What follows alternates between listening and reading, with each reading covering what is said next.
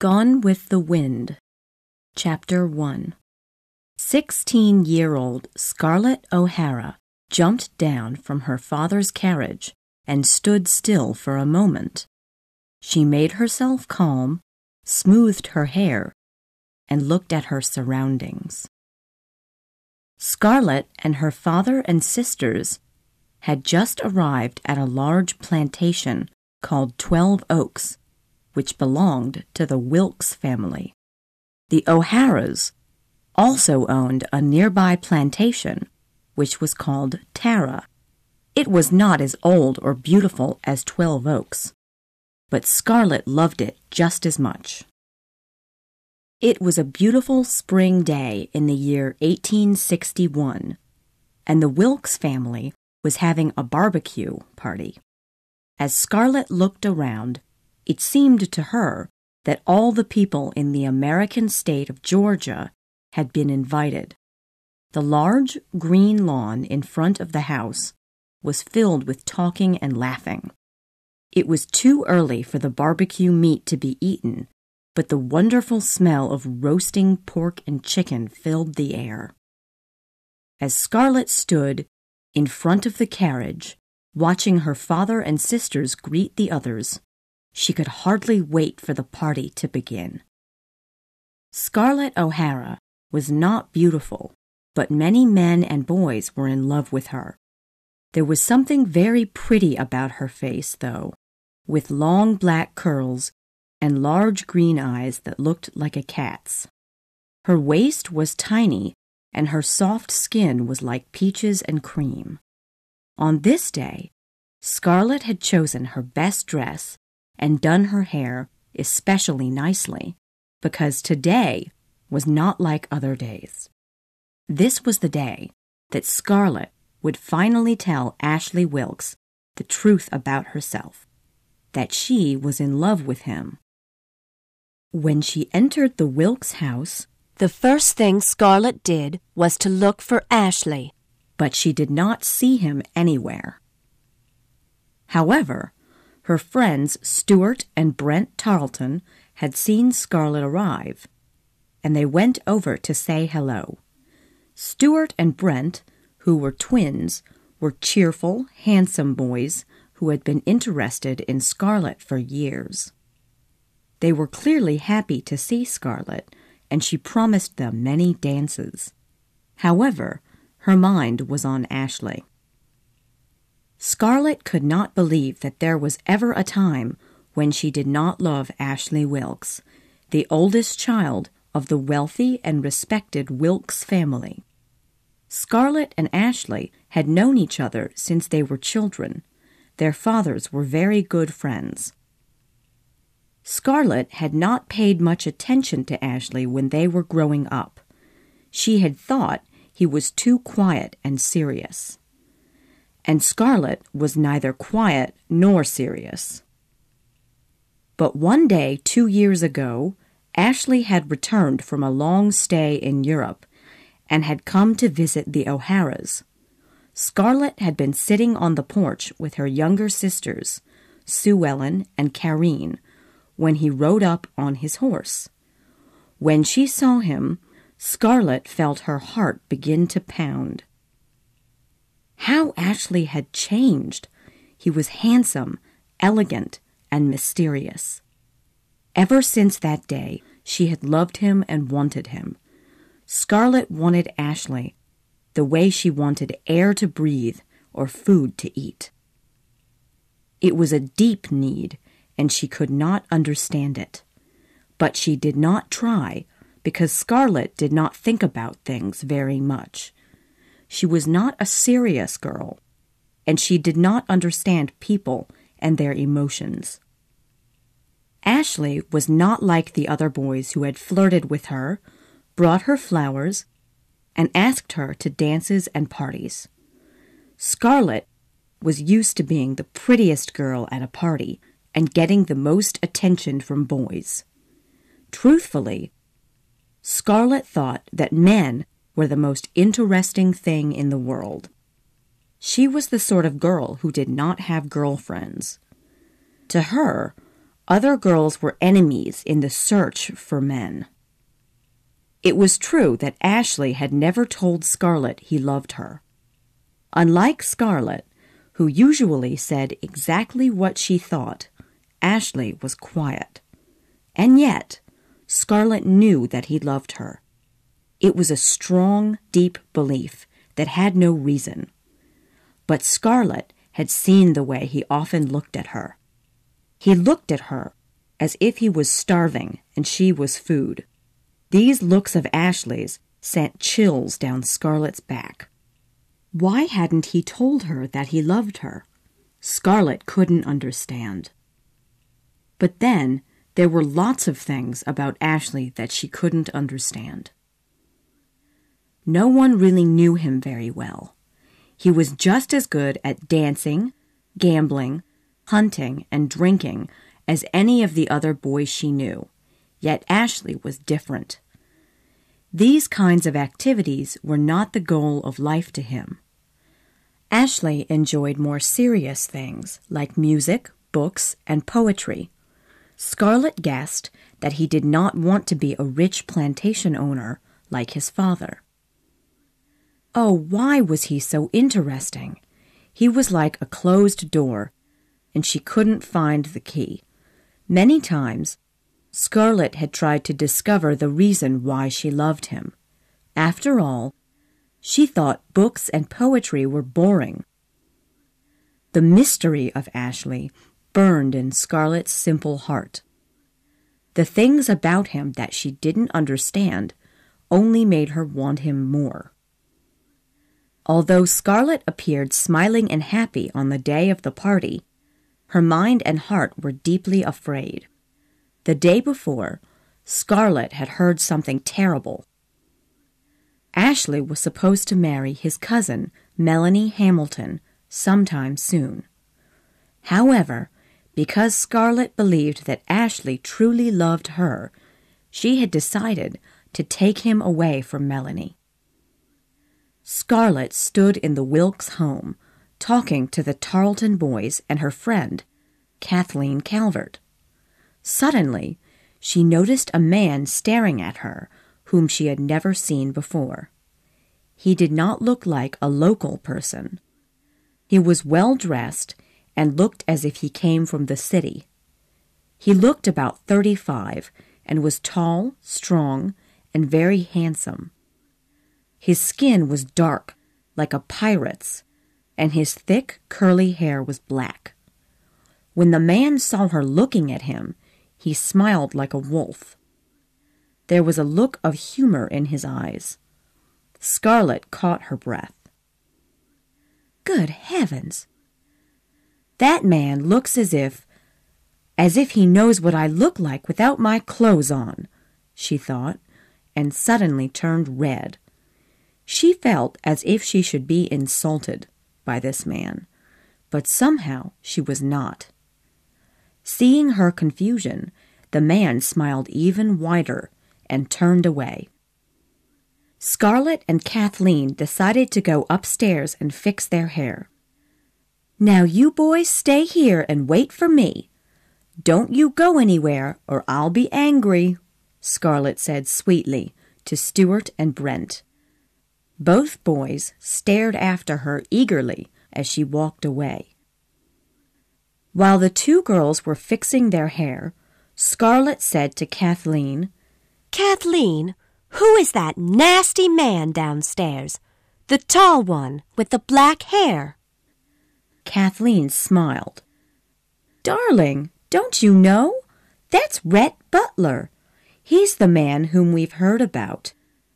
The one who was forced to leave the West Point school.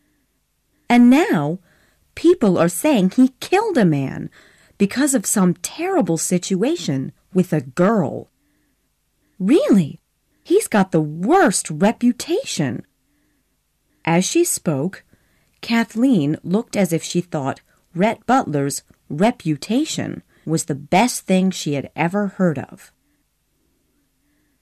Scarlett, who loved gossip, laughed. Kathy, what did he do with the girl? Scarlett, Didn't you hear about this? Caroline told me all about it last summer. Well, Mr. Butler and this girl from Charleston went out riding in a carriage together, and they stayed out all night.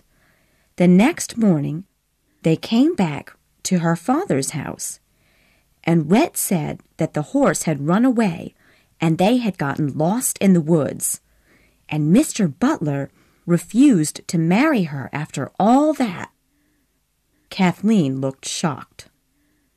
He said she was a stupid fool and he hadn't done anything to her, so there wasn't any reason why he should marry her. So the girl's brother got angry and had a duel with him, and Rhett killed him. That's why he had to leave Charleston. Now, no one who's important in society will speak to him. Scarlett was amazed and interested. She had never heard of anything so terrible. In those days, young, innocent girls were very interested in stories about men and girls who had been bad. Although Scarlett was not going to speak to Rhett Butler, she secretly felt respect for him for refusing to marry a girl who was a fool. When Scarlett went downstairs, she ran into Charles Hamilton, Melanie's brother. "Hello, Miss Scarlett," he said shyly. Charles was a kind, quiet boy with soft brown hair and large brown eyes, like a puppy's. He was terribly shy with girls, and so he could not believe it when Scarlett spoke to him. Scarlett wanted to make Ashley jealous, in case he was watching her. She gave Charles her sweetest smile and said, "Why, Charles Hamilton, did you come here all the way from Atlanta just to break my poor little heart?" Scarlett put her hand on Charles's arm. "Now remember to sit with me at the barbecue. You are just the boy I want to talk to." Charles did not know what to say. Beautiful Scarlett O'Hara, who could have any boy she wanted, was talking to him. He felt 1,000 times taller. Why, of course I will, Miss Scarlett," he said, and Scarlett danced away. All through the morning and into the afternoon, Scarlett talked and laughed with many boys. Scarlett's prettiness, her laughter, and her charm attracted so many boys that the other girls were looking at her angrily. However, inside she was unhappy. She had only seen Ashley once that day. He and Melanie had welcomed her to the party, but Scarlett had not seen him alone. He was always with Melanie. Why? Now, as Scarlett watched them, Melanie and Ashley were sitting quietly under a tree and talking together. Melanie's plain, thin little face was shining with love and happiness. Scarlett wondered what they were talking about. Probably boring things like music and poetry. Melanie Hamilton was a small girl from Atlanta who was deeply loved by everyone who met her, especially adults. She had a kind heart and a truly sweet manner. Melanie was very different from other people because she always thought the best of everyone. As Scarlett stared at Melanie, full of fear and jealousy, she had to admit that today Melanie looked almost pretty. Her pale skin was the color of roses, and her huge brown eyes glowed as she stared up at Ashley. Scarlett decided she had to try harder to get Ashley to notice her. She flirted with Charles Hamilton and the Tarleton boys as well. She hoped that the boys would fight over her so that Ashley would notice, but he never even looked in her direction as he and Melanie walked away, arm in arm. So Scarlett was miserable. Suddenly, she saw Rhett Butler staring at her again. There was a look of cool humor in his eyes. Scarlett had the strange feeling that Rhett knew exactly what was bothering her. Furious, she tossed her black curls and gave him an angry look. Suddenly, Ashley's mother came out of the house and told everyone that it was time for the afternoon rest. Smiling at the boys around her, Scarlett got up and walked up to the house slowly so that everyone could admire her. As she walked, Scarlett made a firm decision. She would sneak out of the girls' room when everyone was asleep and find Ashley. She would tell him she had to talk to him, and they would go somewhere alone. Then she would tell him her true feelings. Suddenly, Scarlett heard some loud, angry conversation coming from a group of men, including Rhett Butler, Ashley, and the Tarleton boys. They were discussing the possibility of a great war with the Northern American states. This topic bored all the ladies, especially Scarlett. But when Scarlett heard Rhett Butler speaking, she stopped to listen. She was curious to hear what he had to say. He was talking in a calm, cool voice. Have any of you fine Southern gentlemen thought that there's not a chance we can win this war? As Napoleon once said, God is on the side of the strongest army, and we are not strong. Sir, what do you mean? Asked Charles Hamilton angrily. I mean that we don't have iron or weapons factories like the North does. We don't have a single warship. All the men in the South are talking the way you boys are, confidently, as if we could really beat the North. I am from the South, as you all know, but I have spent time in the North as well. Up there, they've got tons of immigrants and free black people who will gladly fight for them. They've got plenty of soldiers, food, and weapons. All we have here is cotton, slaves, and too much pride. Rhett laughed coldly. Oh, but I am sure that you gentlemen have thought of these things, he said sarcastically. Now, if you gentlemen will excuse me, I am going inside. What is he saying? Why, he's saying that our Southern boys are fools, thought Scarlett. She wanted to feel angry at Rhett for speaking badly of the South, but a small part of her thought that his words made sense. But there was more war talk. Quickly, she turned her mind back to Ashley and hurried inside. Chapter 2. When Scarlett was sure that Melanie and the other girls were asleep, she got out of her bed and walked downstairs. She looked out of a window and saw Ashley walking into the house. Alone. Scarlett's heart began to pound. Now was her chance. As Ashley opened the door and stepped into the house, Scarlett came forward. "Hello, Ashley." Scarlett? Ashley smiled down at her warmly. I haven't seen you all day. Are you hiding from Charles and the Tarleton boys? He said. Aren't you tired? No, I'm not tired, said Scarlett, her voice shaking. There was a hot glow in her face and a strong, determined look in her eyes. She could see that Ashley was curious. "Ashley, I have to talk to you. Now." Ashley looked surprised.